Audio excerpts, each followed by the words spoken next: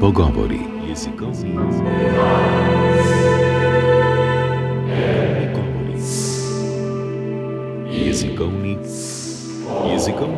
Jezikovni pogovori.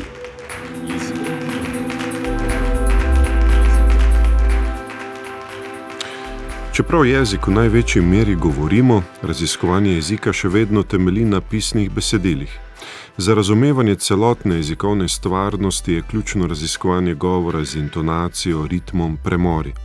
Na portalu Govorjena slovenščina zato zbirajo posnetke vsakdanje slovenščine za raziskave govora, razvoj digitalnih orodij in kot arhiv jezikovne kulturne dediščine. Portal je del projekta Veliki jezikovni modeli za digitalno humanistiko, financira ga Javna agencija za znanstveno raziskovalno dejavnost ARIS. Naša gostja je doktorica Darinka Verdonik, izredna profesorica za področje slovenskega jezika, raziskave, govorjene slovenščine in razvoj govornih virov na Fakulteti za elektrotehniko, računalništvo in elektroniko na Univerzi v Mariboru. Pozdravljeni. Lepo pozdravljeni in hvala lepa za povabilo. Doktorica Verdonik, zapisi sledov slovenščine segajo do brižinskih spomenikov. Kaj bi pomenilo, če bi imeli še posnetke govorjene slovenščine? Pa tudi, če bi ne bili stari 1000 let, ampak mogoče nekaj stoletij. Razumevanje jezika bi bilo drugačno. Kako drugačno? To si najbrž kar težko predstavljamo, kako zelo drugačno. V resnici smo o jeziku navajeni razmišljati skozi pisni medij. Nekako se ta govorjena oblika jezika je malo izven naše zavesti, ker se je enostavno bilo v preteklosti zelo težko s tem soočati. Ni bilo možnosti hranjanja govora in pač pokazalo se je seveda, da so zapisi ali pa po spominu, da si govor zapomnimo precej drugače, kot je v resnici zvenel. Vemo, da že za en stavek nazaj ne znamo dobesedno ponoviti, kaj smo rekli ali pa kaj je rekel naš sogovornik. Tako da seveda raziskovalci, ki raziskujejo staro slovenščino, ugibajo o tem, kakšna je bila takrat slovenščina. Verjetno imajo tudi precej natančno predstavo, vsaj za nekatere oblike. Ampak po drugi strani pa mi ugotavljamo danes, ko dobivamo posnetke govorjene vsakdanje slovenščine, da je niti danes ne poznamo zares. Da ko pomislimo na govor, mogoče nam pride v zavest ta radijski, televizijski govor, ki ga slišimo, ali pa govor, ki ga slišimo na nekih javnih dogodkih. Nimamo pa ozaveščeno, da je govorjena slovenščina še neka neskončna variabilnost, če gledamo celotno krajino od Kopra preko Bele krajine, Rogaške Slatine v Prekmurje, Mursko Soboto, po severni meji. Skratka, te variabilnosti, raznolikosti govora je zelo veliko in seveda tudi, ko razmišljamo za nazaj, lahko razmišljamo, raziskujemo neke zelo omejene vrste govorjene slovenščine, ki se takrat verjetno je govorila, nimamo pa v resnici predstave o tej celotni barvitosti in bogastvu govoric, ki so tudi del slovenščine bile včasih in so še danes. Pri sporazumevanju je seveda bistven ritem, premori, intonacija in vse, kar sporočamo tudi s telesno govorico.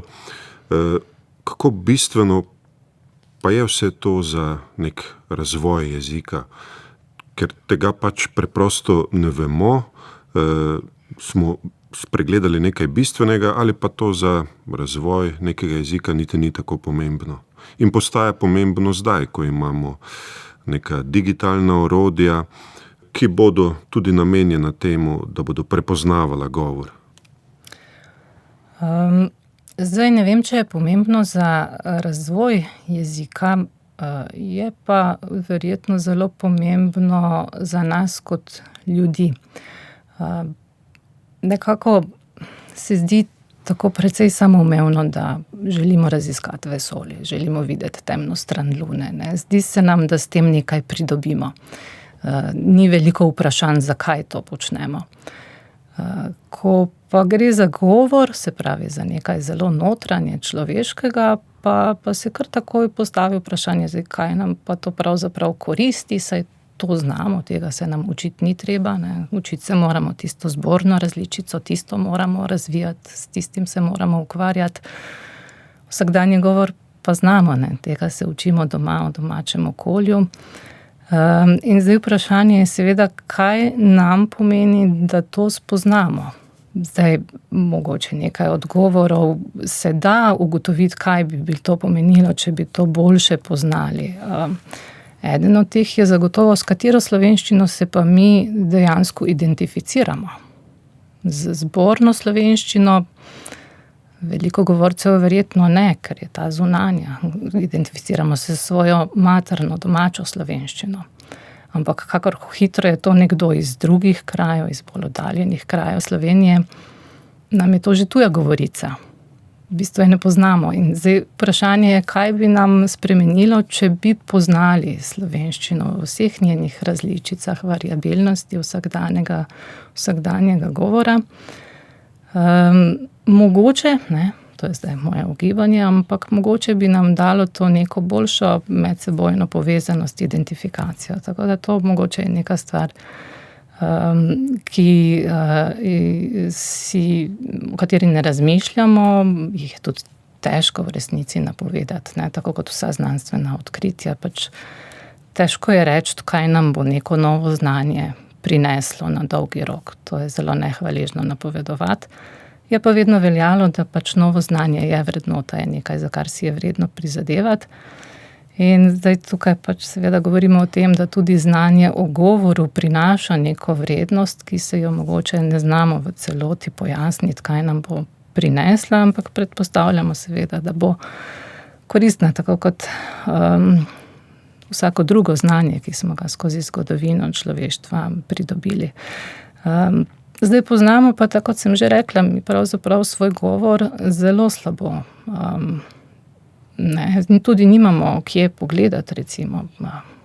Nimamo v resnici informacije, podatka o tem, koliko besedja slovenščina ima, če gremo po vseh regijah, če zberemo vse, kar ljudje govorijo, uporabljajo v vsakdanjem govoru, koliko je to neke frazeologije.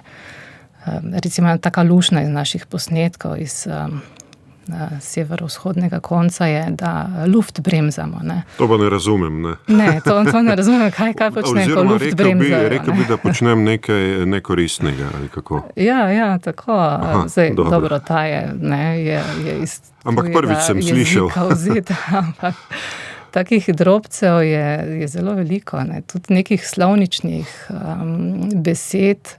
Bom pa vsekakor uporabil to, ne, in če bi poznali vse te različne vidike ali pa vsebine govorjene slovenščine, bi potem mogoče bili tudi bolj ustvarjalni, ne, v slovenščini, bi nam bila zato bližja.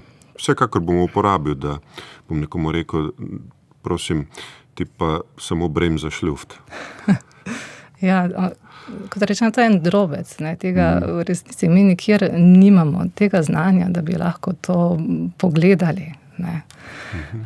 Recimo tudi še en tak drobec iz naših podatkov, mi smo do zdaj zabeležili več kot 20 različnih izgovorjav besede lahko, prislova, lahko, ne.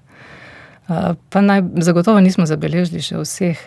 In tudi to pravzaprav nekako si rečeš, ne, koliko neke živosti, variabilnosti, ustvarjalnosti je v vsakdanjem govoru, koliko nekega bogatstva, ki ga enostavno ne poznamo, in se mi zdi, če bi ga poznali, da bi to prineslo neko prednost za to, da bi mogoče bili bolj povezani s sami sabo.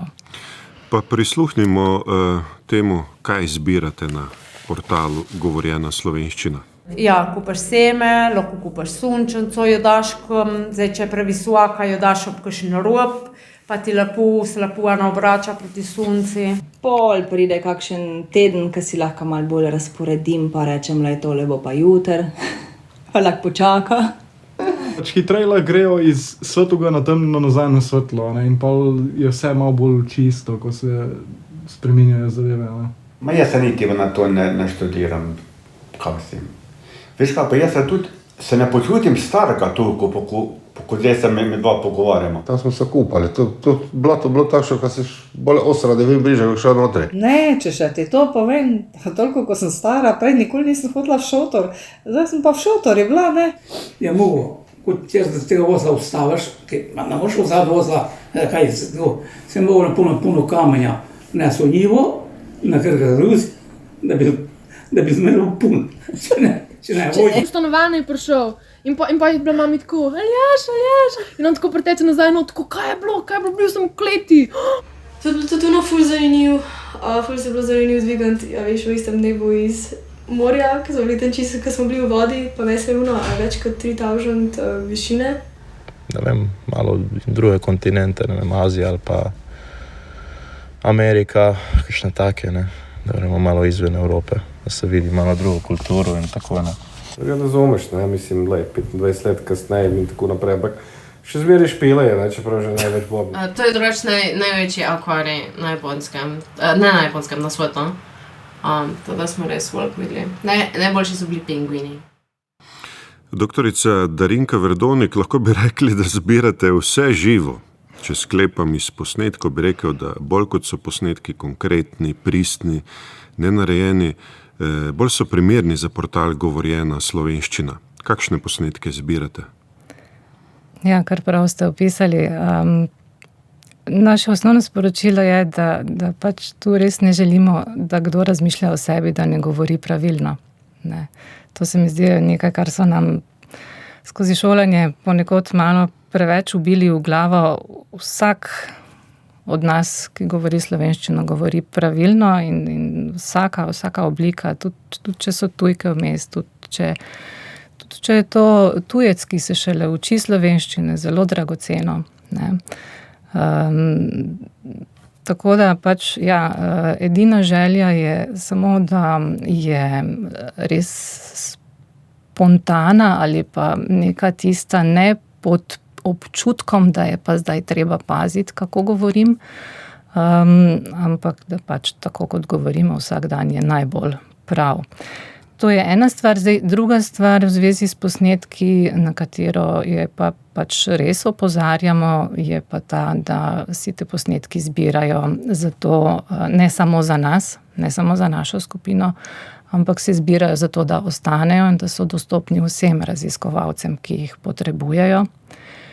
In to so raziskovalci zelo širokega spektra raziskovalnih disciplin, lahko jih zanima razvoj govora, lahko jih zanima nekaj z vidika jezikoslovja, lahko jih zanima razvoj govornih tehnologij, ne, tudi na tehnološki strani so zelo močni uporabniki in mi to delimo seveda javno, da lahko vsi ti do tega pridejo, tako da pač edino, kar opozarjamo govorce, preden se posnamejo, je premislite, o čem ste pripravljeni govoriti, da lahko to delite z javnostjo. Saj to ne bo objavljeno v nekih velikih medijih, ampak vseeno ne, pač je treba na ta vidik varstva neke zasebnosti opozarjati, ker mogoče govorci se včasih še preveč sprostijo, ne.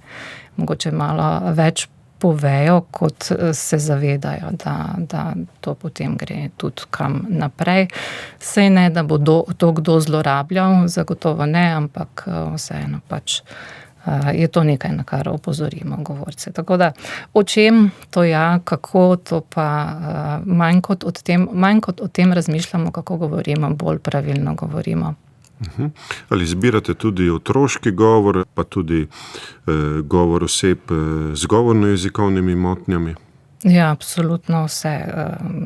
Tudi to tukaj zelo dobrodošlo. Sicer ni, dostikrat se ta govor, netipični govor, rečemo temu, zbira tudi povsem usmerjeno, ampak znotraj te široke iniciative so tudi vsi takšni posnetki zelo dobrodošli, ker pač pomagajo konkretno v raziskavah, ki so povezane z logopedijo recimo, ali pa z razvojnimi motnjami, ali pa z motnjami govora po raznih poškodbah ali boleznih.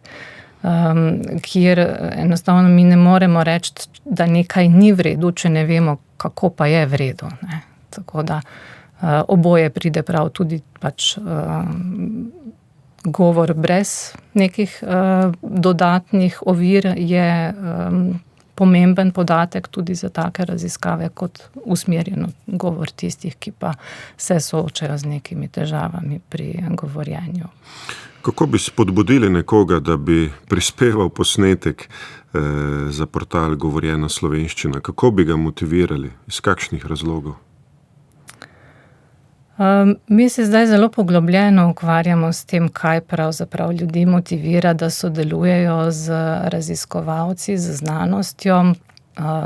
Zdaj seveda en tak zanesljiv način je, da se plača, ne. Ta je preizkušen. In tega smo se v preteklosti tudi zagotovo velikokrat ga uporabljali, tak način, da smo govorcem plačali za to, da so sodelovali z nami, da so pripravili neke posnetke in jih oddali. Zdaj takih sredstev nimamo na voljo, tako da ponujamo neke manjše nagrade v vrednosti do 40 €, kar pač je omogočeno sistemsko. Kaže pa se, da posamezniki, ki so pripravljeni bolj angažirano sodelovati v nekih takih iniciativah, sodelujejo pogosto iz nekih notranjih motivatorjev, zato ker jim to pomeni, da daje občutek, da so nekaj prispevali, ker je mogoče to povezano z njihovo stroko, ker so se v življenju tako ali drugače srečevali z jezikom, bodisi kot prevajalci, knjižničarji, učitelji in podobno. Tako da na te notranje motivatorje tudi skušamo nekako spodbujati ljudi s tem, da bodo s tem prispevali in k ohranjanju govora kot kulturne dediščine. Tega se mogoče ne zavedamo, ampak naš govor, tako se na začetku izpostavili, danes so nam vsi ti zapisi iz preteklosti neskončno dragoceni. Posnetkov iz preteklosti pa nimamo, ampak v prihodnosti pa bodo, ne. Ti posnetki, ki jih zbiramo, bodo ostali v prihodnost, v generacije za nami. Tako da to se mi zdi en vidik, ki mogoče premalo o njem razmišljamo, da s tem dajemo neke te odtise svojega današnjega časa, v katerem živimo, za prihodnje generacije. To je en tak motivator, drugi pač zagotovo tudi ta, da s tem, ko ljudje prispevajo, omogočajo, da to, kar sem rekla vmes, kot neke take drobce, da spoznamo, na koliko različnih načinov znamo Slovenci izgovoriti določene besede, kako zveni govor v različnih regijah, recimo posnetki, ki ste jih predvajali prej. Marsikdo ima težavo razumeti posnetke, ki so iz bolj oddaljenih regij od njegove lastne. In zdi se nam samo umevno, da je pomembno znati tuje jezike, razumeti tujce, ki govorijo v angleščini, v nemščini, ampak pravzaprav, če govorimo z nekom iz Prekmurja, pa marsikdo reče, da ga ne razumem, na nek način je tudi pomembno, da se znotraj istega naroda znamo razumeti med sabo, tudi če govorimo v svoji vsakdanji govorici. Tako da tudi k temu pravzaprav, če nimamo podatkov, ne moremo niti začeti tega procesa, da se lahko s tem seznanjamo in učimo o tem.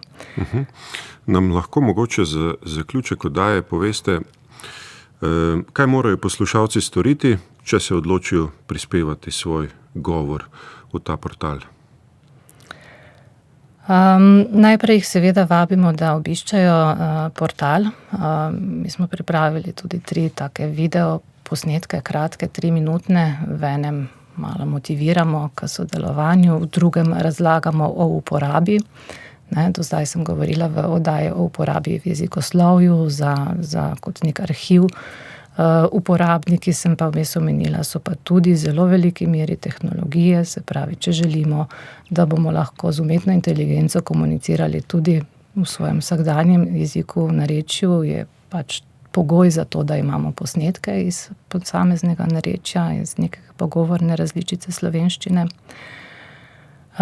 Tako da v tem drugem posnetku pojasnjujemo to, kdo so uporabniki, kako uporabljamo posnetke.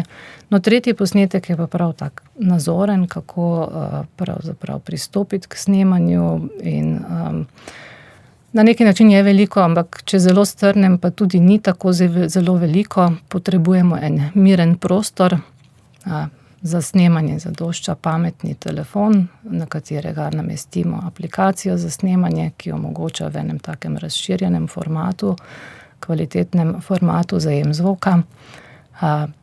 Fajn je, če imamo kakšnega sogovornika, ampak konec koncev pa lahko tudi sami kakšno svojo pripoved ali pa razmišljanje posnamemo. Sprožimo snemanje, razmislimo, o čem bomo govorili, se pogovorimo, zaključimo snemanje, izpolnimo obrazce, pač obrazci so, da govorci dovoljujejo uporabo teh posnetkov in pa neki osnovni podatki, ki nam pomagajo, veliko pomagajo podatki, recimo kot so spol, starost, regija, odkot je govorec, to so nam zelo pomembni podatki, pa nekaj osnovnih podatkov o okoliščinah snemanja, kaj je posneto. To se izpolni in potem pravzaprav se z nekaj bolj kot ne se to potem samo še na kratko prepiše v spletne obrazce. Na portalu Govorjena slovenščina je poseben zavihek izpostavljen, oddaj posnetek, tako da tam se v bistvu vodi uporabnika zelo enostavno skozi, da se odkljukajo vsi podatki, da se prenese posnetek, klikne se oddaj in je to. Tako da verjetno najtežji del vsega je odločitev sodelovati pri tem. In s tem bova zaključila torej najino oddajo, da bi bilo čim več posnetkov oddanih. Hvala za pogovor. Hvala vam. Gosta je bila doktorica Darinka Verdonik, skrbnica portala Govorjena slovenščina. Za tehnično izvedbo je poskrbel Miha Klemenčič.